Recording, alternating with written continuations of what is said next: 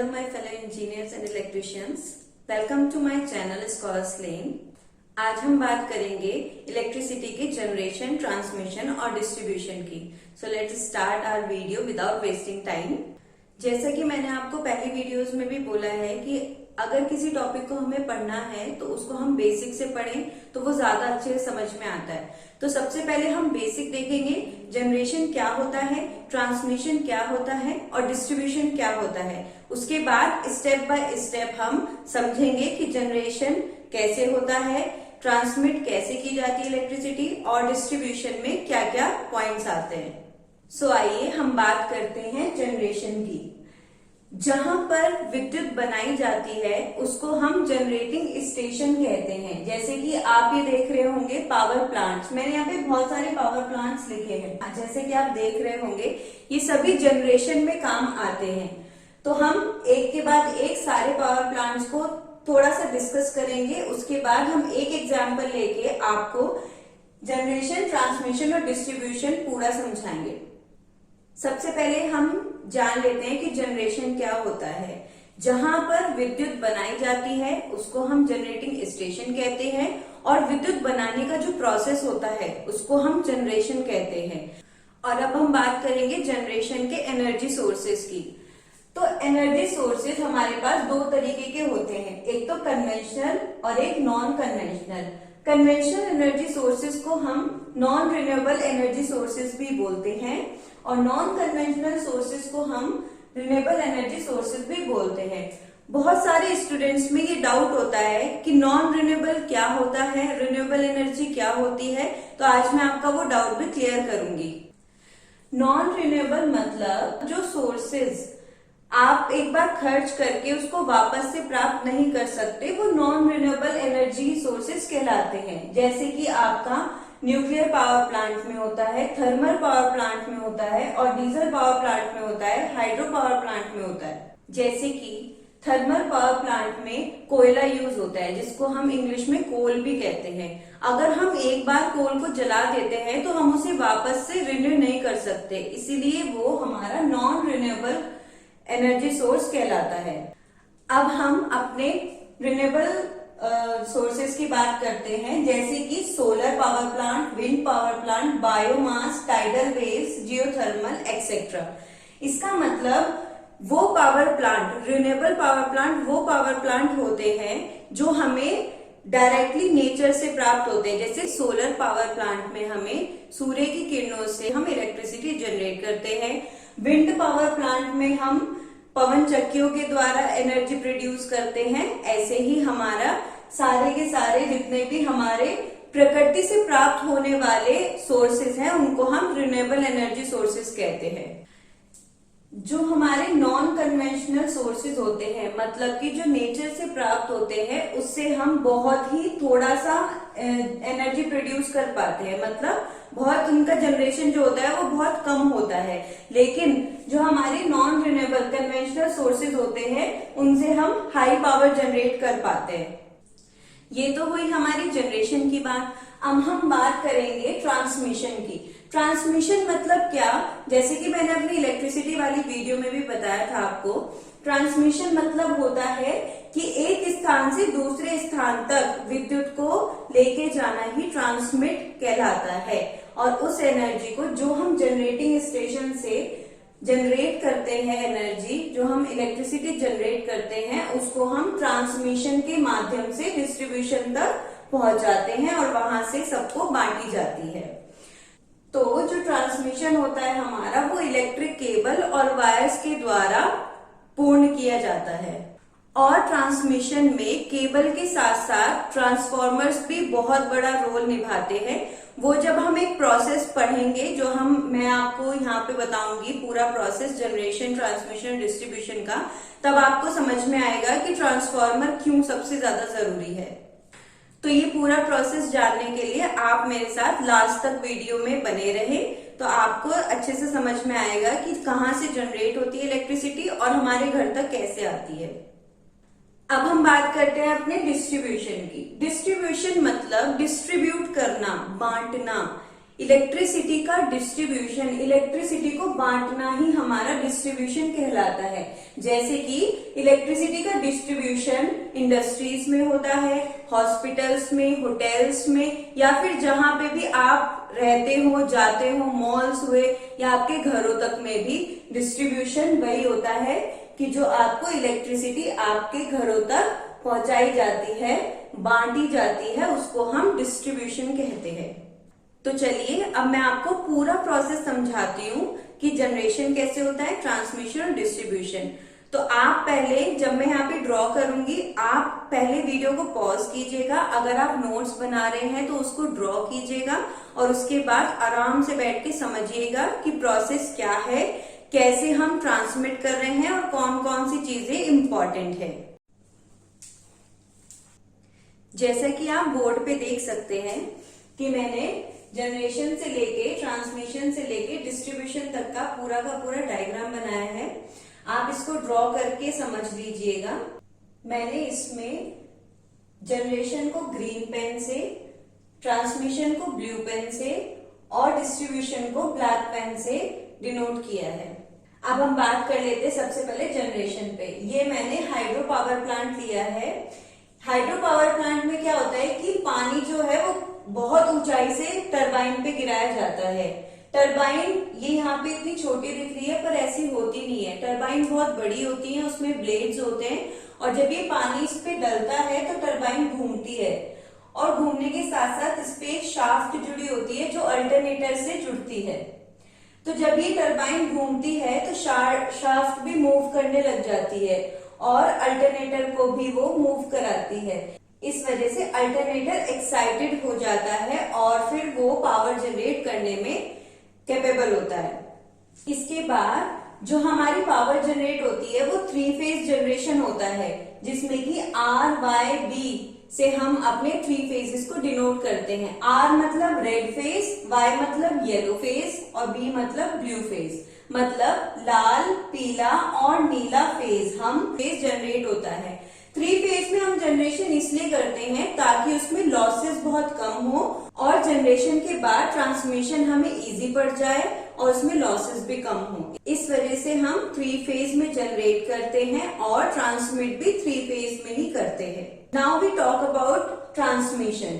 देखिए, ट्रांसमिशन में सबसे पहले स्टेप अप ट्रांसफार्मर यूज किया जाता है, उसके बाद फिर से स्टेप अप होता है, फिर स्टेप अप होता है, फिर स्टेप अप होता है, फिर step down, step down, step down करके तब हमारे घर में बिजली आती है। लेकिन बहुत कम लोग ये चीज के एक्सप्लेनेशन जानते हैं और मैं आपको ये एक्सप्लेन करूंगी कि हम स्टेप अप ट्रांसफार्मर ही क्यों यूज करते हैं, स्टेप डाउन क्यों नहीं यूज कर रहे। ऑब्वियस सी बात है ना कि अगर देख लीजिए यहाँ पे 11,000 वोल्टेज, मतलब कि 11 केवी का मतलब होता है 11 गुणा 10 की घात 3, यानी कि 11,000 वोल्टेज। और घरों में हमारे 230 वोल्टेज आती है, तो 11,000 वोल्टेज तो बहुत ज्यादा है 230 से।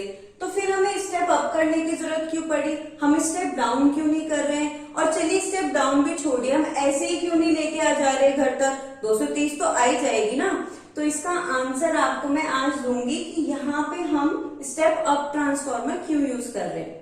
उससे पहले हम पूरा का पूरा डायग्राम को रीड करेंगे, फिर मैं आपको कंसेप्ट समझाऊंगी। तो देखिए, सबसे पहले हमने जनरेशन के बाद 11 केवी को 33 केवी में स्टेप अप किया। उसके बाद हमने 33 केवी से 66 केवी में स्टेप अप किया, फर्दर स्टेप अप किया 132 केवी तक, उसके बाद भी स्टेप अप किया 220 केवी तक, उसके बाद भी स्टेप अप किया। यहां से हमने स्टेप डाउन करना स्टार्ट किया। यहाँ पे हमने 132 केवी पे स्टेप डाउन किया, 66 केवी पे स्टेप डाउन किया, 33 केवी पे स्टेप डाउन किया। ये जो आप देख रहे हैं ये डिस्ट्रीब्यूशन का सिग्नेचर है। डिस्ट्रीब्यूशन को हम सिंगल लाइन डायग्राम में ऐसे रिप्रेजेंट करते हैं, क्रॉस से।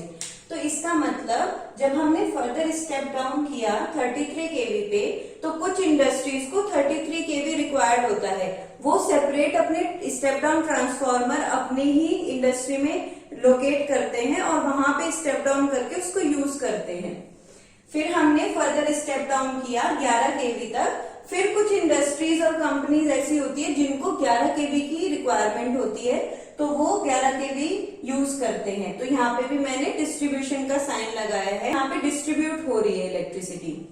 उसके बाद यहाँ पे फर्दर स्टेप डाउन होता है 11 केवी से 440 वोल्ट तक। इसका मतलब ये है कि यहाँ पे 440 वोल्ट हमारी इस ट्रांसफार्मर से आउटगोइंग है।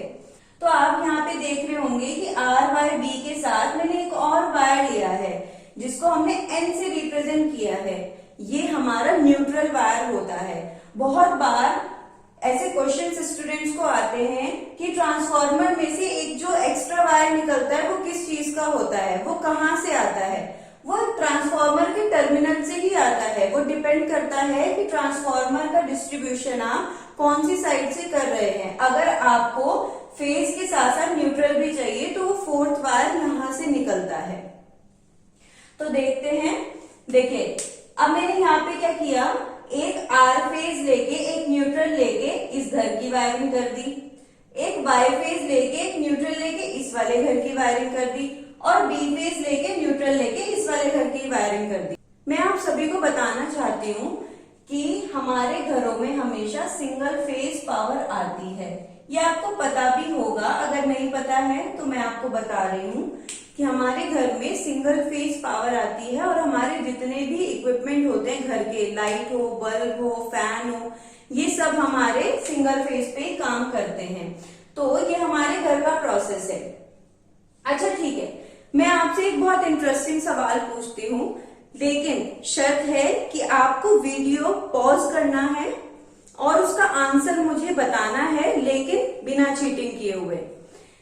तो मेरा क्वेश्चन ये है आपसे कि जब भी इंडिया में लाइट जाती है, जब भी हमारे घरों में लाइट जाती है, तो हम सबसे पहले क्या करते हैं? अभी आप ये वीडियो पॉज कीजिए, सोचिए, उसके बाद कमेंट सेक्शन में जरूर बताना कि आपने क्या सोचा था। उसके बाद ये वीडियो प्ले करके आंसर जानिएगा। आई होप आपने अपना प्रॉमिस नहीं तोड़ा होगा।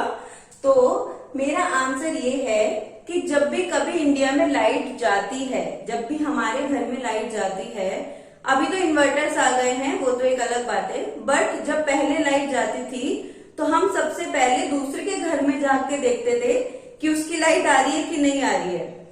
फिर हम वेट करते थे कि अब सबकी लाइट जाए और फिर हमारी आए। ऐसा क्यों होता था? अब मैं आपको ये कंसेप्ट समझाने जा रही हूँ। It is very interesting concept और आपको बहुत इंटरेस्ट आएगा भी। अगर आप वाकई इलेक्ट्रिकल को अच्छा सब्जेक्ट मानते हैं और अपना पैशन बनाना चाहते हैं तो आपको ये पढ़ने में बहुत मजा आएगा। देखिए, मान लीजिए कि आर फेज में फॉल्ट आ गया है। लेट सपोज आर फेज में हमारे फॉल्ट आ गया है, तो अब क्या होगा, आर फेज से जितने भी घरों का कनेक्शन होगा सबके सब घरों का लाइट कट हो जाएगा। लेकिन वाई फेज और बी फेज प्रॉपरली वर्किंग है, तो जिन घरों का कनेक्शन वाई फेज और बी फेज से होगा उन सारे घरों में बिजली आ रही होगी। अब क्या होता है, हम वेट क्यों करते हैं कि अब सबकी लाइट जाए तो हमारी आए? क्योंकि आपने कभी देखा होगा कि जब भी कभी किसी की लाइट कट हो जाती है तो हम इलेक्ट्रिकल डिपार्टमेंट को फोन लगाते हैं कि सर हमारे एरिया की लाइट कट हो गई है। तो वहां से अपनी टीम भेजते हैं और ये वाला जो आपका फेज है जिसमें फॉल्ट आया है, उस फेज को वो सही करने के लिए पूरी लाइन को पहले शट डाउन करेंगे, उसके बाद इस फेज को रिपेयर करते हैं, तब फिर जब वो लाइन को ऑन करेंगे तो सभी की लाइट आ जाती है। यही कंसेप्ट है हमारा कि जब हमारे घर की लाइट जाती थी पहले, या गांव में आज भी ऐसे ही होता है, जिनके घरों में इन्वर्टर नहीं है, तो सबसे पहले इंडिया के लोग क्या करते हैं, दूसरे के घर में झांक के देखते हैं कि भाई तुम्हारी लाइट आ रही है कि नहीं आ रही है। अगर उनकी आ रही है तो हमें वेट करना पड़ेगा, अगर उनकी नहीं आ रही है इसका मतलब सबकी गई है, बहुत बड़ा फॉल्ट आया है। तो वो लोग डिपार्टमेंट को फोन करते हैं और बस हमारी फिर ये प्रॉब्लम सॉल्व हो जाती है। नाउ अब इस कंसेप्ट पे काम करते हैं कि ये ट्रांसफार्मर, स्टेप अप ट्रांसफार्मर ही क्यों है। मुझे पता है आप में से बहुत सारे लोग ऐसे बोल रहे होंगे कि मैम ने पूरा का पूरा कंसेप्ट समझा दिया लेकिन इसको गोल कर दिया। नहीं, ऐसा नहीं है। ये जो कंसेप्ट है ये इतना इम्पोर्टेंट है कि अगर आपने ये कंसेप्ट यहाँ पे समझ लिया तो आपको पूरा का पूरा जो ये पूरा सिस्टम है जनरेशन ट्रांसमिशन डिस्ट्रीब्यूशन का, वो आपको अच्छे से समझ में आ जाएगा और आप किसी को आराम से आंसर कर सकते हो कि हमने स्टेप अप ट्रांसफार्मर ही क्यों यूज किया, स्टेप डाउन ट्रांसफार्मर हम कहाँ यूज कर रहे हैं। तो चलिए अभी पढ़ते हैं इसको। ठीक है, देखिए हमने यहाँ पे स्टेप अप ट्रांसफार्मर यूज किया। क्यों किया? वोल्टेज को इंक्रीज करने के लिए। करेक्ट है ना? अच्छा देखिए, वोल्टेज को ही क्यों इंक्रीज करना है, करंट को क्यों इंक्रीज नहीं कर सकते? पावर जो जनरेट हो रहा है आपको पता होगा P = VI होता है। तो पावर जो जनरेशन हो रही है वो दोनों पे डिपेंड कर रही है, V पे भी और I पे भी। लेकिन हम सिर्फ वोल्टेज को इंक्रीज कर रहे हैं, हम करंट पे हमने कहीं बात ही नहीं की। ऐसा क्यों है? तो चलिए देखते हैं। देखिए, जो हमारी पावर है जनरेटिंग स्टेशन पे पावर हमारी जनरेट होती है। ठीक है, मान लीजिए आपने कोई कंपनी खोली, उसमें बहुत सारे एम्प्लॉयज हैं। आपने एक बार इन्वेस्टिगेट किया और आपको पता चला कि कुछ एम्प्लॉयज ऐसे हैं जो काम नहीं करते, जिनको कुछ नहीं आता और वो अपने स्किल्स को एनहांस भी नहीं करना चाहते। तो आप क्या अपनी कंपनी को डूबने देंगे? ऐसा कभी हो ही नहीं सकता, क्योंकि हमने उसमें बहुत पैसा इन्वेस्ट किया है, अपनी मेहनत इन्वेस्ट की है। तो इस वजह से हम उसमें जरा सी भी कटौती हम बर्दाश्त नहीं करते। ऐसे ही सेम हमारे जनरेटिंग स्टेशन के साथ है। यहाँ पे अगर हमने मेगावाट्स में पावर जनरेट की है तो हम चाहेंगे कि हमारी पावर उतनी की उतनी ही रहे। तो देखिए, अगर पावर कांस्टेंट रखनी है तो वोल्टेज अगर घटेगी तो करंट बढ़ेगा। करेक्ट है? और अगर वोल्टेज बढ़ेगी तो करंट घटेगा। तो मान लीजिए हमने करंट को इंक्रीज किया। आपको ये मैं बताती हूं कि हमारे जो ट्रांसमिशन में लॉसेस होते हैं वो मेनली कॉपर लॉसेस होते हैं। देखिए, लॉसेस हमारे दो तरीके के होते हैं जो हमारे कांस्टेंट लॉसेस होते हैं। वो होते हैं एक तो कॉपर लॉस और एक होता है हमारा कोर लॉस, जिसको हम आयरन लॉस भी कहते हैं। तो देखिए, जो हमारा कॉपर लॉस है वो हमारे वायर्स के थ्रू होता है। ऑब्वियस सी बात है, वायर्स में कौन सा मटेरियल यूज होता है? कॉपर। ठीक है, तो हमारा कॉपर लॉस यहाँ पे सबसे ज्यादा इंपॉर्टेंट है। तो आप देखिए, कॉपर लॉस क्या होता है, मैं इधर लिख देती हूं। P copper = I² losses. जो हमारा कोर लॉस होता है, आयरन जिसे हम बोलते हैं, आयरन लॉस हमारा होता है V²/R। कॉपर लॉस क्या है? I² लॉसेस है। ठीक है, तो ये डिपेंड करता है करंट पे। तो मान लीजिए कि हमने करंट इंक्रीज किया। करंट इंक्रीज करने के बाद जो हमारे कॉपर लॉसेस होंगे वो उसके स्क्वायर के बराबर होंगे। मतलब ये कि अगर हम करंट को इंक्रीज कर देंगे तो जो हमारे कॉपर लॉस है वो और भी ज्यादा इंक्रीज हो जाएंगे। तो ये जो आप देख रहे हैं ना 11 kV, ये घटते घटते घटते घटते घर तक भी पहुंच नहीं पाएगी। इसमें इतना ज्यादा लॉस हो जाएगा कि हमें सफिशिएंट जो हमारी वोल्टेज हमें चाहिए 230 वोल्ट 250 वोल्ट वो हमें मिल ही नहीं पाएगी। तो हम क्या करते हैं, वोल्टेज को इंक्रीज कर देते हैं।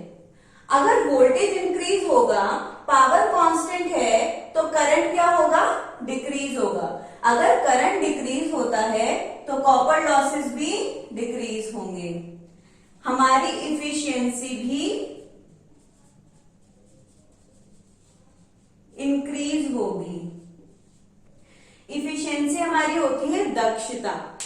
तो यहां पे हम स्टेप अप ट्रांसफार्मर यूज करते हैं ताकि ट्रांसमिशन करते टाइम हमारे जो लॉसेस हैं वो बहुत कम हो और हमें सफिशिएंट अमाउंट में पावर जो है वो हमें मिल जाए। जैसे कि हमारा जनरेटिंग स्टेशन पावर को जनरेट करता है, जितने मेगावाट्स में वो पावर जनरेशन कर रहा है उतने मेगावाट्स तक यहाँ पे पावर हमें मिल सके। इसी वजह से हम जो सबसे पहला ट्रांसफार्मर होता है वो स्टेप अप लगाते हैं, उसके बाद फिर से स्टेप अप करते हैं और फिर स्टेप डाउन करके हमारे घरों तक बिजली आती है।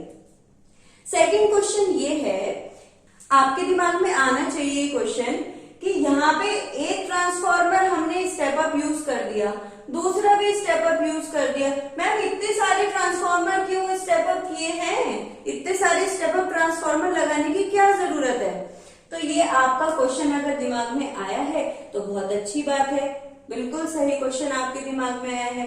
देखिए, आपने कभी देखा है किसी डैम के पास घर हुआ किसी का, कोई गांव बसा हो, आपने हमेशा ध्यान दिया होगा या फिर आप ध्यान दे सकते हैं, अगर आप किसी डैम को विजिट करेंगे तो आपको पता चलेगा कि उसके कई 100 किलोमीटर की दूरी तक कोई भी घर नहीं होता। तो अगर आप 100 किलोमीटर तक ये सारा प्रोसेस करना चाहेंगे, 100 किलोमीटर तक कोई इंडस्ट्री नहीं है और 100 किलोमीटर तक आपको ये सेम पावर को ट्रांसमिट करना है और उसके आगे भी ट्रांसमिट करना है, सब स्टेशन तक पहुंचती है, फिर स्टेप डाउन होती है, फिर पहुंचती है, तो आपको क्या लगता है कि एक स्टेप अप ट्रांसफार्मर सफिशिएंट है? नहीं, यहाँ पे एक के बाद एक स्टेप अप ट्रांसफार्मर यूज किया जाता है और जहां पे हमें डिस्ट्रीब्यूशन का, जैसे हमें यहाँ पे डिस्ट्रीब्यूशन होता है तो यहां तक 400 केवी तक स्टेप अप करना सफिशिएंट है, तो हम यहाँ पे 400 केवी तक स्टेप अप करते हैं, उसके बाद स्टेप डाउन करके यहाँ पे डिस्ट्रीब्यूट करते हैं, यहाँ डिस्ट्रीब्यूशन करते हैं और हमारे घरों में डिस्ट्रीब्यूशन करते हैं। ये तो हुई आपके ट्रांसफॉर्मर्स की बात। अब एक चीज और मैं आपके साथ शेयर करना चाहूंगी कि इंडिया का वोल्टेज लेवल जो होता है वो 765 किलो वोल्ट होता है। इसका मतलब क्या है, 765 क्या है? और मैम हम यहाँ पे 400 केवी तक तो यूज करें, ये तो बहुत ज्यादा हुई, 400 केवी मतलब 4 लाख वोल्ट, है ना? तो फिर हमें इसकी क्या जरूरत पड़ी, 765 केवी क्यों है? तो आपका आंसर ये है कि आपने देखा होगा किसी भी चीज के ऊपर रेटिंग लिखी होती है। जब भी आप कोई स्विच भी खरीदने जाते हैं ना, छोटा सा 6 एम्पियर का, 5 एम्पियर का जो आप स्विच खरीदने जाते हो, उस पे भी रेटिंग लिखी होती है। आपको क्या लगता है कि जो 5 एम्पियर का स्विच है या 6 एम्पियर का स्विच है वो 6 एम्पियर तक यूज करता होगा या वो 5 एम्पियर तक यूज करता होगा? नहीं, ऐसा नहीं है। लेकिन जब कभी भी फॉल्ट आ जाता है, मान लीजिए फॉल्ट आने में वोल्टेज आपकी स्टेप अप हो गई, वोल्टेज आपकी अचानक से बढ़ गई, तो करंट कम हो जाएगा, कोई दिक्कत नहीं है। लेकिन अगर वोल्टेज डिम हो जाए तो करंट अचानक से बढ़ जाता है। तो अगर आप स्विच केवल उसी की कैपेसिटी का लगाएंगे, 1 एम्पियर या 0.5 एम्पियर या जितना भी वो कंज्यूम कर रहा है, तो आपको क्या लगता है कि वो बर्न नहीं होगा? इसी वजह से उसकी वो रेटिंग दी जाती है, उसकी वो लिमिट होती है कि इतनी लिमिट तक ये झेल सकता है, जब भी फॉल्ट आएगा तब। ऐसे ही सेम इंडिया की लिमिट है 765 केवी। आपने देखा होगा आजकल जो मेट्रो सिटीज होती हैं, जैसे कि आपकी दिल्ली, बेंगलोर, पुणे, मुंबई, कोलकाता, बहुत सारी मेट्रो सिटीज हैं हमारी। आपने देखा होगा गवर्नमेंट वहां पे बहुत सारे फ्लैट्स वगैरह बनाती रहती है ना? लोग जगह जगह अपनी इंडस्ट्रीज खोलते हैं, कंपनीज खोलते हैं, तो वहां पे डिस्ट्रीब्यूशन तो चाहिए होगा ना। इतने लेवल तक अगर मान लीजिए हमारा जो लेवल है 400 केवी तक रीच कर गया, हमें इससे ज्यादा की जरूरत हुई और हमारे पास ये लिमिट नहीं है, तो हमारा जो पूरा पावर ग्रिड है वो पूरा का पूरा टर्न ऑफ हो जाएगा और हमारे पूरे देश में लाइट जा सकती है। जो हमारे स्मार्ट ग्रिड होता है वो बहुत सारे जगहों से एक साथ कनेक्टेड होता है। अगर आप चाहेंगे तो मैं स्मार्ट ग्रिड पे भी आपको एक वीडियो सेपरेट वीडियो बना सकती हूँ, लेकिन आप यहाँ पे ये कंसेप्ट समझिए कि ये 765 जो केवी है वो इंडिया की लिमिट है। अभी तक हम इसको रीच नहीं कर पाए, लेकिन अगर हम इसके आसपास भी पहुंच जाएंगे तो फिर इंडिया को ये लिमिट बढ़ानी पड़ेगी। तो इसको हम कहते हैं रेटिंग। आई होप आपको पूरा का पूरा जनरेशन, ट्रांसमिशन, डिस्ट्रीब्यूशन टॉपिक बहुत अच्छे से समझ में आया होगा। आपको ये समझ में आया होगा कि हम जनरेशन कैसे करते हैं, इसमें कौन कौन से एलिमेंट्स होते हैं, उनके क्या नाम है और क्या काम है। आपको ये भी समझ में आया होगा कि ट्रांसमिशन करते समय स्टेप अप ट्रांसफार्मर क्यों यूज किया जाता है, लॉसेस क्या होते हैं, लॉसेस को कम करने के लिए ट्रांसफार्मर यूज किया जाता है। और आपको ये भी समझ में आया होगा कि कौन से स्टेप्स पे हम डिस्ट्रीब्यूशन करते हैं, और जब हमारे घरों में लाइट चली जाती है तो फिर हम दूसरे के घर क्यों झांकते हैं, ये भी आपको जरूर समझ में आया होगा। तो आप मुझे कमेंट करके जरूर बताना कि ये वीडियो आपको कितनी हेल्पफुल लगी और आपके कंसेप्ट क्लियर हुए कि नहीं हुए। और प्लीज लाइक शेयर कीजिए मेरे वीडियो को और मेरे चैनल को सब्सक्राइब कीजिए। और मुझे कमेंट सेक्शन में जरूर बताना कि आपने क्या क्या चीजें सोची, जो मैंने 2 बार पॉज करने के लिए बोला और सोचने के लिए बोला था आपको, आपने वो किया कि नहीं किया। नेक्स्ट वीडियो मैं अपनी रेजिस्टेंस के ऊपर बनाऊंगी। So keep watching. Thank you so much.